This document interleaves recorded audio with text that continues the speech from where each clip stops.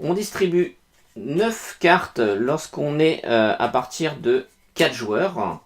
Et on va distribuer 14 cartes lorsqu'on est de 1 à 3 joueurs. J'ai simulé une partie à 4 joueurs. Chaque joueur va choisir une carte de son jeu et la placer face cachée devant lui. On la retournera tous en même temps. Cette mécanique est valable pour tout le jeu. Qui pose en premier? Celui qui a le plus petit numéro démarre. Si nous avons égalité dans le numéro, comme ici, ça sera le joueur qui aura la plus petite lettre de l'alphabet qui jouera en premier. Au premier tour, chacun va placer sa carte. Donc là, on démarre par le H1 qui a le plus petit numéro, ensuite le D2, le V2, et le dernier joueur ne va pas créer une nouvelle ligne, mais va jouer sur la ligne des autres. S'il se place ici, il doit avoir à l'esprit un mot qui va commencer par HO. Ici, un mot par DO et ici, un mot par VO.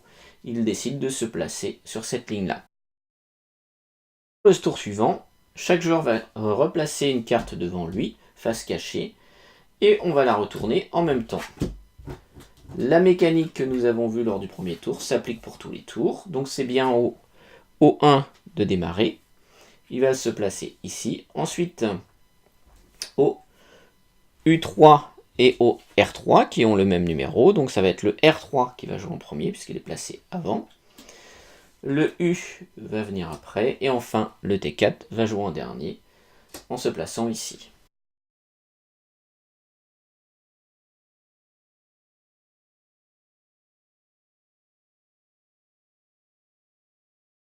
Les joueurs retournent leurs cartes. C'est au C1 de jouer. Donc là, nous sommes dans la première possibilité, c'est-à-dire que le joueur va poser sa carte et personne ne va le contester, donc le jeu se poursuit.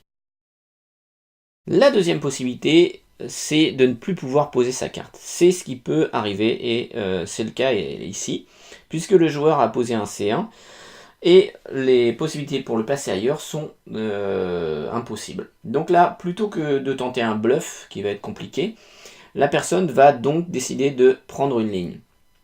Il va calculer le nombre de points. Là, il y a 6, 10 points. Là, il y a 5 points. Et là, il y a 3, 6, 7 points. Donc, il va choisir cette ligne-là. Au P de jouer, il ne peut pas se placer là, ni là, ni là. Il va calculer le nombre de points, comme tout à l'heure. Il va se placer ici. Par contre, il prend une ligne à 1. Et le minimum de cartes qu'on doit prendre quand on n'arrive pas à se placer, c'est 3 cartes. Donc, il va devoir rajouter une carte de la pioche. Les joueurs retournent leur carte après l'avoir choisie. On voit que c'est au F2 de démarrer et il va se placer ici. Et là, il dit que le mot est terminé, puisque le bois diff, un bois, et on pourrait simplement le mettre au pluriel, mais comme le pluriel est facultatif au jeu, il estime que le mot est terminé. On doit attendre qu'un joueur conteste. Si personne ne conteste, eh bien, le mot se trouve défaussé. Personne ne conteste, donc le mot est défaussé sous la pioche. Et la personne qui a placé le F, donc le joueur ici, va prendre une carte de son jeu et va la placer à l'endroit laissé libre. Au L de jouer, qui va se placer ici. Et le S va se placer là pour terminer le mot. On va défausser le mot sous la pioche. Et la personne va prendre une carte de son jeu et la placer à l'endroit laissé libre. C'est au O3 de jouer et il va tenter un bluff. Il place son O là, sans rien dire à personne. Si personne ne conteste, eh bien, le jeu se poursuit. En l'occurrence, ce joueur-ci conteste et lui demande à quoi il pense. Le joueur n'a aucun mot à l'esprit, donc il prend tous les points. Le joueur qui a contesté va prendre une carte de son jeu et va la poser à l'endroit laissé libre.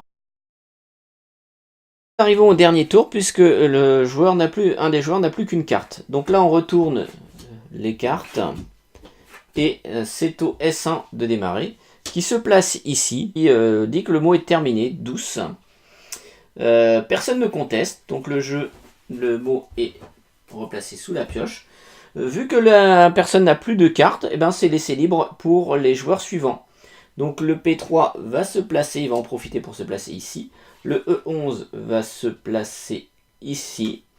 Et le joker, le 13, va se placer ici et va mettre un S et dire que le mot est terminé. Si personne ne conteste, et là c'est le cas, bah, le mot est défaussé sous la pioche, sachant que le joker prend le S définitivement. On défausse sous la pioche, et là ça va permettre au joueur qui en avait encore une carte de placer à l'endroit laissé libre. Le jeu est terminé. Les personnes à qui il restait des cartes, bah, ce sont des points qu'ils vont devoir compter. Et on cumule à la fois les cartes restantes et les points qu'on a pris durant la partie. La règle à 2 et 3 joueurs est identique. Donc pour la règle à 2 joueurs, vous allez distribuer 14 cartes. Vous allez mettre 2 cartes face cachée devant vous et les retourner. Et c'est au joueur qui aura le plus petit numéro de démarrer. Ici le D1, le L1, le W. Et ensuite le A va devoir se placer sur l'une des 3 lignes puisqu'il a la dernière carte à jouer. On recommence cette mécanique puisqu'elle est toujours identique dans le jeu. La seule différence lorsqu'on joue à 2 et 3 joueurs, c'est lorsqu'on conteste ou qu'un mot est terminé. Donc là, en l'occurrence, c'est au E3 de jouer, il va se placer ici. C'est au S7 de rejouer, il se place là et estime que le mot est terminé. L'adversaire ne conteste pas, donc on défausse sous la pioche. Et le joueur, au lieu de placer une carte comme à 4 joueurs, va en placer 2. Il va placer la première lettre forcément à l'endroit laissé libre. Et l'autre lettre où il veut dans le jeu. Il se replace ici. Pour la partie en solo, nous faisons comme à 2 ou 3 joueurs. Simplement, le camp d'en face, on va tirer les cartes avant. Et là, on va faire comme une réussite. On va essayer de trouver des cartes qui vont correspondre. Donc là, je prie le 5 et le 6. Donc, si je joue dans l'ordre, c'est le T, le V, le R5. Et le T6 va se placer ici. La suite à 2, ben, on refait la même opération. On remet les 2 cartes. Là, il en choisit 2. Il les place devant lui. On les retourne. C'est au E1 de jouer en premier. Il se place là. Le V1 se place ici. Le E ici. Et il estime que le mot est terminé. On regarde dans le dictionnaire si on peut le poursuivre. Si on ne peut pas le poursuivre, ben, le mot est défaussé en dessous de la pioche. Le joueur qui joue replace 2 cartes de son jeu. Voilà.